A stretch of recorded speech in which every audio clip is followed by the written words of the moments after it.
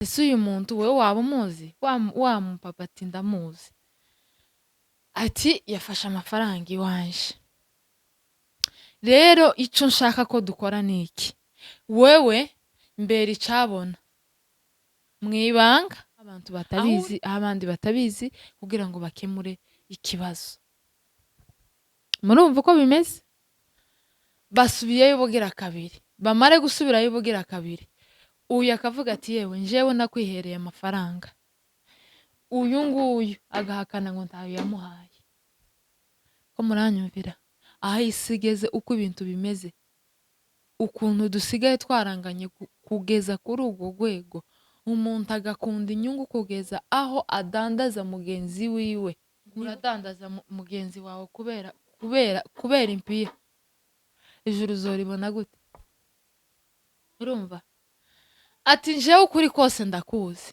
nzi neza ko njewe sinari mpari ibyo nemera byose ntabyo nzi aho yamuhereye amafaranga ntaho nzi kandi nzi ko yamugabanyirije ideni ariko kwagagarika uyu mugabo kwagagarika uyu mubosi bikananira bigatuma uyu nguyu mubeshera ibitari byo muraho bakunzi ba Mado TV show mumeze neza je meze neza ndashima Imana nkuko mubibona tumeze neza iyo tubyutse amahoro igare ko tuba tumeze neza nubwo ibyo mwese bitaza byuzura ariko igikuru ni ubuzima nicyo tugomba guha agaciro kuko nicyo cyonyine udashobora kuyiha ushobora kurondera amafaranga ukayabona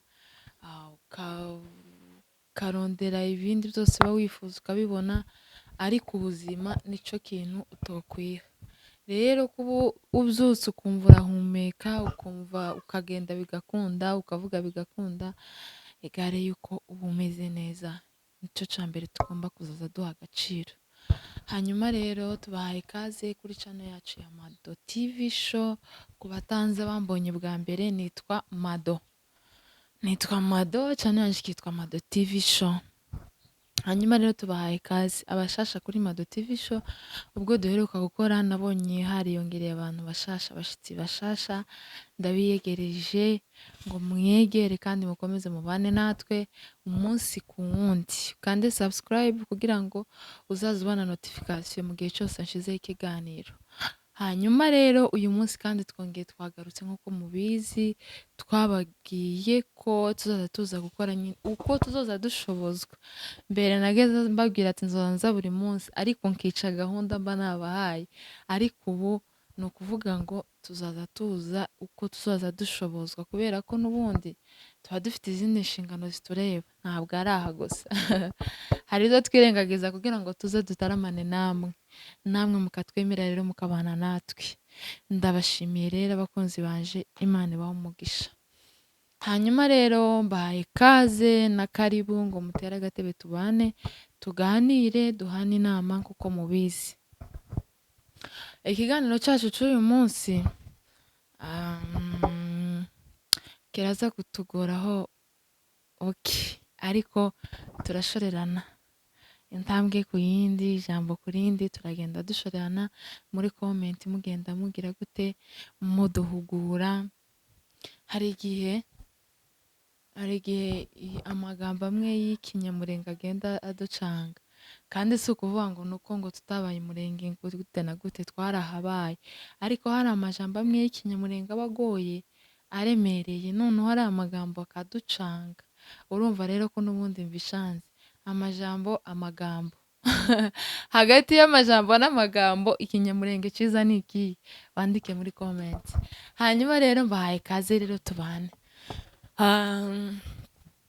habayeho ku munsi w'ejo nakira inkuru z'abagabo babiri bahani Bujumbura umwe muri bo niwe wampaye amakuru arambwira ati nifuza ko n'ubundi byoja hanze bikamenyekana kuko n'ubundi merewe nabi mu ibanga ndahangayitse mu ibanga niko byari bimeze noneho rero amakuru uko ibintu byose bimeze arangije kumpa amakuru ndavuga ati sinavuga amakuru yo kuri side imwe yo kuri umwe muri make, reka numve na kote y'uwundi.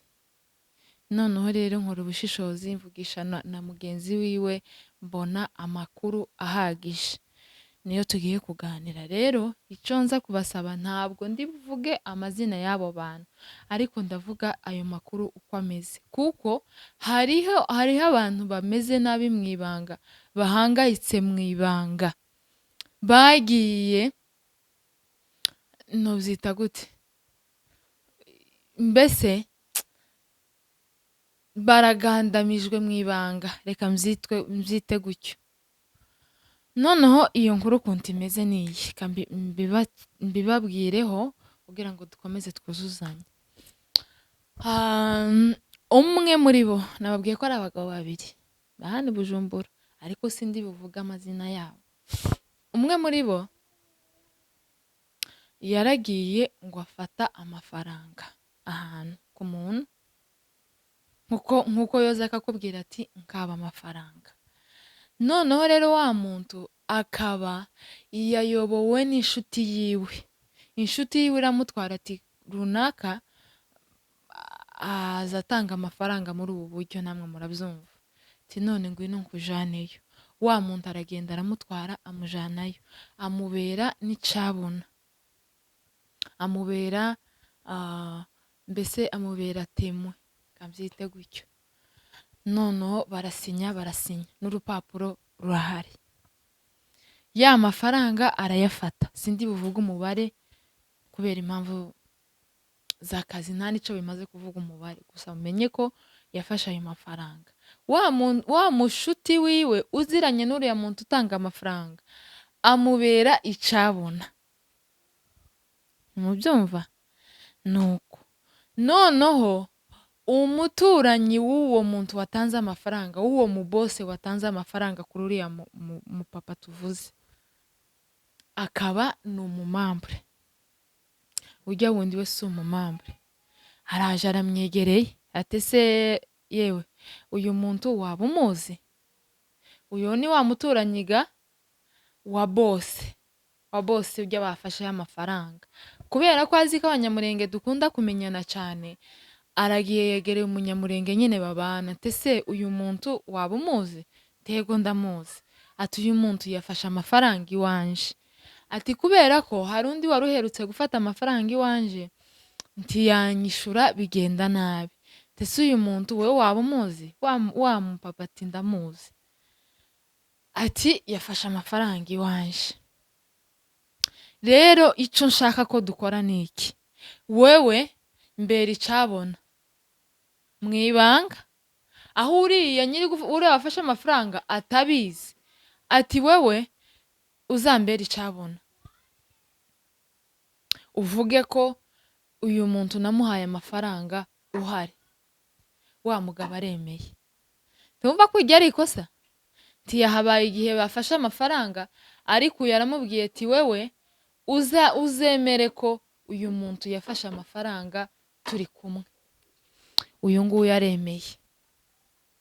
Uyu ntabizi, uyu wafashe amafaranga ntabizi, uyu nyiri gufatwaho amafaranga araje abwiye uyu nguyu uti wewe uzemere ko uyu mugenzi wawe yafashe amafaranga uhari. Ati sawa sawa.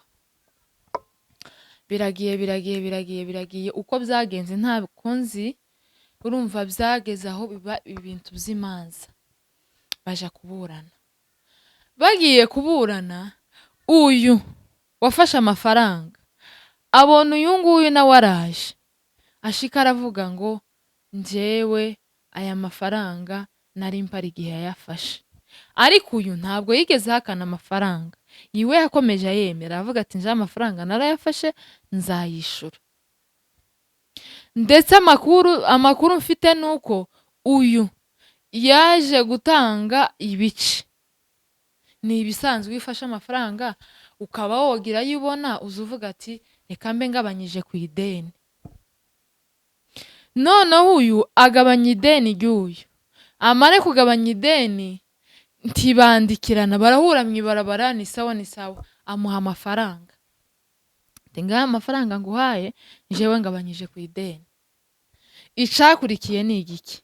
Uyu nguyu aratashe ashika abwira uyu w'umunyamurenge n'ubundi, aramubwira ati yewe runakaga hari amafaranga yampaye yagabanyije ku ideni, ti none aya mafaranga yayampaye ntitwayanditse ku rupapuro, aya mafaranga jewe ndayahakana, wowe nidusubirayo uzovuge ko aya mafaranga ntayo bampaye. Wa mugabo kandi aremeye. Ko murumva ayo makosa? Noneho wa mugabo ahakanye ya mafaranga kandi ngo yari menshi pe, urumva ko yari yagabanyije ideni mu buryo nyine buhagije, avuga ati vyenda reka ngabanye ninsubira kubona ndangeze. Wa mugabo ya mafaranga arayahakanye.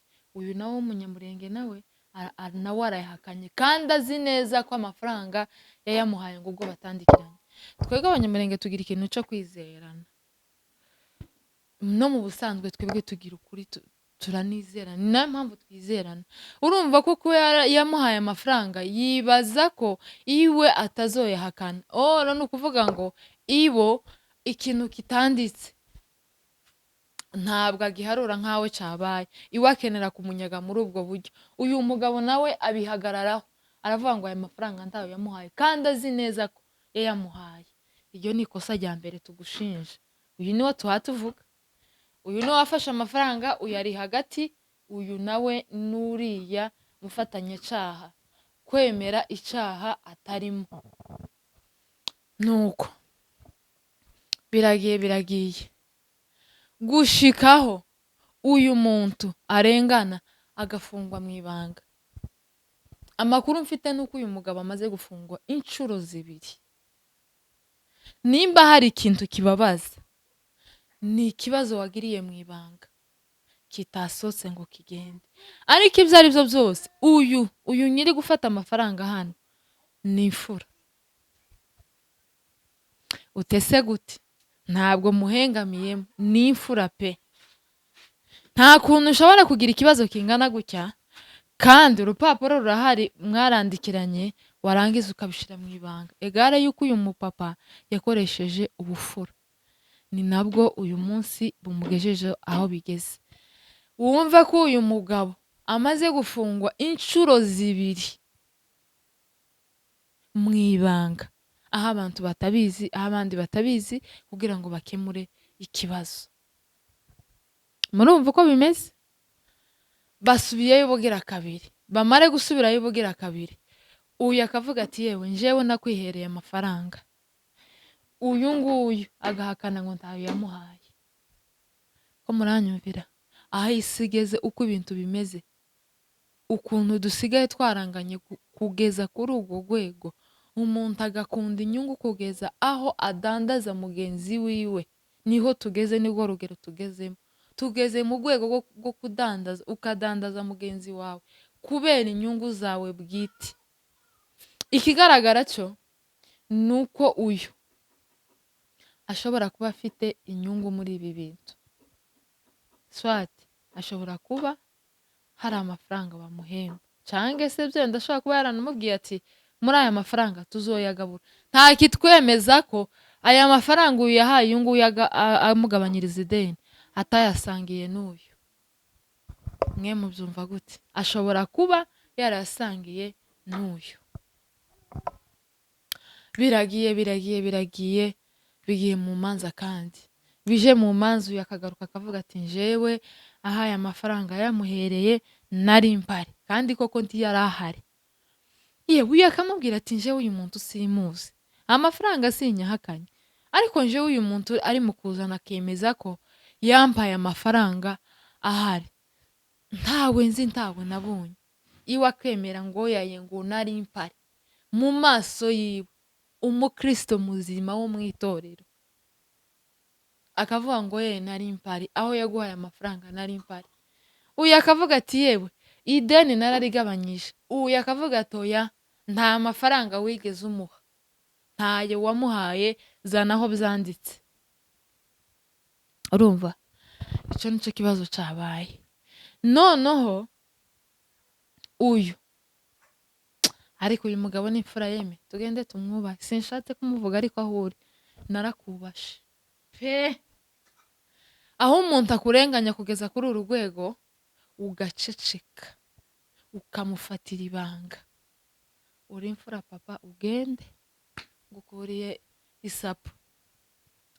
Mu banyamurenge bagihari bagihagaze neza nasanze urimo pe, uri imfura ubihagazemo neza. Aho tugeze ubu nyine sinzi ukuntu umuntu ashobora kukudandaza ngo numara ugende uceceke. Ni ukuri pe, ico ndakikubahira kandi naranakigukundiye, uri imfura. Nuko ibintu biragiye bigeze mu muryango, imiryango irahagurutse. Uyu yashika ati njewe aho bampereye amafaranga, aho bamuhereye amafaranga nari mpari, ariko yaje kubwira byenda nk'abagenzi b'umuntu azagira abagenzi biwe bo hafi, yaje kubabwira akababwira ati njewe natinye igitsure c'uyu, mutegera aho ruzingiye, ati njewe uyu yanyinjije mu bibazo, noneho uyu ngatinya igitsure ciwe, sibyo? Ariko nubwo yabyise ngo igitsure, ni ukuvuga ngo iwe areba inyungu z'uyu, bigatuma adandaza uyu, akavuga ati njewe ukuri kose ndakuzi, ariko guhakanira uyu, ariko ifaranga yewe, ifaranga zigira imbaraga, mugende muzubahe kandi tugende tuzishake, tugende dushake ifaranga, ifaranga zigira imbaraga. Iyo umuntu afite ifaranga uzu umwubaha mu buryo bukwiye n'ubutanakwiriye, urumva? None we yakubita ijisho akareba amafaranga uyu mugabo afite. Ariko mana mureke, nukuri mureke tureke gukunda impiya. Impiya zizoduta guke ku giti dusange nijoro twaribuze. Kuko nimba uvuze ngo uradandaza mugenzi wawe kubera impiya, ijuru uzoribona gute? Urumva? Ati njewe ukuri kose ndakuzi, nzi neza ko njewe sinari mpari, ibyo nemera byose ntabyo nzi, aho yamuhereye amafaranga ntaho nzi, kandi nzi ko yamugabanyirije ideni, ariko kwagagarika uyu mugabo, kwagagarika uyu mubosi bikananira, bigatuma uyu nguyu mubeshera ibitari byo kugira ngo ngumane n'uyu mubosi. Ifaranga we, ifaranga zitakigirira ngo uyu turavukana, ngo uyu ngo ni gute, ngo uyu ngo ni gute. Mwene so umudandaze gushitsa kuri uru rwego, wumva ngo uyu muntu karariha amafaranga gutangira A0, kuko uyu yaragiye mu rubanza asa n'utsinze, sibyo? Noneho bakamubwira ati se ko uyu nguyu mwene wanyu agaruka akavuga ngo uzi uvuga ni ibinyoma, ni gute? Noneho babona aba bombi ni bamwe, kandi mu yandi moko iyo babonye umunyamurenge bakabona n'undi, bazi ngo twese turavukana, ndabeshe. Noneho yabona mwene wabo karaza akavuga ngo uyu nguyu ibyo yavuze ni ibinyoma, urubanza rukagira gute? Rukaba rurapfuye. Urumva? Nuko ibintu bihagaze. Noneho no kuvuga ngo uyu yatangiye kuriha ideni bushasha, uyu mugabo ari mu kibazo, yisanze mu kibazo atateganyaga, kubera inyungu zitanafatika. Wanashaka usanga ari ikamvuga ati usanga ari n'iyo nzu, nimba ndashobora kuba yaramuhebeye ko uwo muryango akamubwira ntukazuriha, ariko kandi ntibikuyeho ko wofata mugenzi wawe ukamucuruza kugeza kuri uriya rwego, agafungwa, akanyagwa, akagira ibiki. Gusa ngo unaniwe kuvuga ngo ibi bintu njewe sinari mpari igihe byabaye, aya mafaranga njewe narabimenye ko yayamuhaye, ariko kuragenda ukabihisha, ukagira gute? Ukadandaza mwene so. Hano bimeze nka biriya duherutse kuvuga byo muri Kenya, amavideo bari mu kudandaza, ukavuga ati njewe mfite video yawe, nutampa amafaranga ndayishira hanze. Ni nkako noneho bimeze. Ni ukuri pe, tugeze kure. Aho umuntu yumva ko ashobora kudandaza mwene se ngo niho abona uburamuko, ngo niho abona amafaranga, tugeze kure pe. tugende twigarure. Wa mupapa we genda ugaruke, genda wemere. Ntaho biraja, ni wowe ufite kuza ukavuga ngo ibyo nakoze byose narabeshe kubera gukunda ifaranga. N'ubundi ikigaragara cyo wabikoze kubera gukunda ifaranga, kubera gukunda inyungu. Ni wowe wo kugaruka ukavuga ati ibyo nakoze byose nabikoze kubera iyi nyungu, ariko kandi ibi mvuga byose ni ikinyoma. Nyabuna uhagarike. Yeme umuntu aragowe, ageze, mwumve ko ageze kure. Ni wa muntu ugeze ku rwego ashobora kugenda no mu muhanda ntamenye iyo agenda kubera ikibazo arimo. Nababwiye ko amaze gufungwa inshuro 2 mu ibanga, ariko arakomeza arahishira. Uri imfura papa, ico cyo narakikwemereye njyewe ntibyokunda ntibyobaho. Sinona bishobora ku giti cyanjye, sinokubwira ngo nobishobora. Umuntu akaza mu maso yanjye kandi agagarika ngo iki kintu waragikoze tutari kumwe, akaza mu rubanza agahagarara akemera, ariko yeme nukuri tugeze mu bihe by'imperuka. Ukaza mu rubanza ugahagarara ukavuga ngo ngwego ngo iki kintu igihe cyakozwe nari mpari, ugasubira ukaza ngo aya mafaranga ntayo yamuhaye, ubizi neza ufite ukuri mu mutima ko yayaguhaye. Nukuri waratubabaje. Njewe nkicumva aya makuru narababaye pe. Nabaje kuzaza numvira mu bantu, ariko ngo mare kuyasesengura neza, ikosa menya aho rihagaze. Ntitwashatse kubavuga mu mazina, ariko kandi nyiri ikibazo, nyiri guteza ikibazo areyumviye. Ugende worohe papa, genda ugaruze urubanza, haracari vuba. Ukura umuntu mu kibazo, umuntu aragowe, yifitiye ibibazo byiwe, yifitiye abana yakagombye kurera, akigisha akagira gute, ari amafaranga ari gutakaza. Yari amafaranga yofasha abana biwe, ariko kurabyirengagiza ukaryama ku kinyoma, ukaryama ukakiryamira, ukagihagararaho, ukagisubiramo inshuro ya mbere, inshuro ya kabiri, inshuro ya gatatu. Umuntu agahangayika akagera ku rwego. Warakoshe pe, warakoshe. Genda ubihagarikira aho ngaho kugira ngo ubumwe bukomeze. Tugire ubumwe, tugarure umutima wa kinyamurenge, twongere dukundane kuko twari dusanzwe dukundanye. Nimba twaragiye mu mahanga, tibivuze ko ushobora gukora ikintu cy'ubunyamaswa nk'ico ngo ariho ubona uburamuko. Hari ico wokora mu murongo mwiza, uburamuko bukaboneka butagandamije umuryango wa mugenzi wawe. Umenye ko wamufatiye ahantu habi. Ni umupapa afite inshingano nyinshi, afite abana, afite umugore. Niwe umenya aho abana baba, niwe umenya icyo bajya, niwe umenya icyo niwe ubigisha, niwe ukora buri kimwe cyose, ariko byose ukabirengaho ukumva ko ugomba kumucuruza. Ariko tubyite kumucuruza, kuriya ni ukumucuruza, wamucuruje warangije. So genda wigarure rero, ugende wigarure, kuko uyu mupapa yakubereye imfura. Basi nta n'agatima wo kumva ngo uvuge ati ariko uyu muntu ndi guhangara akaba atari kugira, ariko uzi kuza ugakubita umuntu agakomeza agahagarara, kandi atakunaniwe. Ukaza nkihagarara ukankubita ukarinda umara ntakwishyuye n'urushe na rumwe. Ese iyo usubiye inyuma wotekereza gute?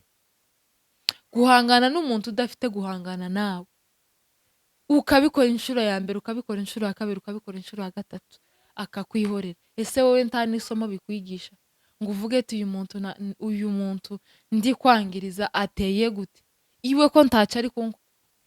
Hanyuma abakunzi bacu, murakoze kudukurikirana kandi mudufashe kwamagana iri pepo mugani wa Nyamwiza, mudufashe kumwamagana agenda ashirira iyo kure.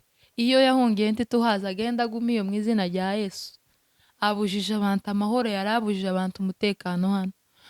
Rero abakunzi bacu, mukomeze mubane natwe, mutere komenti n'ibitekerezo n'icifuzo uba ufite kunshikiriza inbox. Zaza nshira nimero aho ngaho kugira ngo dukomeze tubane. Amahoro y'Imana bane namwe, mukande subscribe, musharinga ibikorwa byanje, mubikunde kandi muza munyungura ibitekerezo n'inama. Imana yo mwijuru ibahe umugisha kandi bagire neza. Ciao ciao.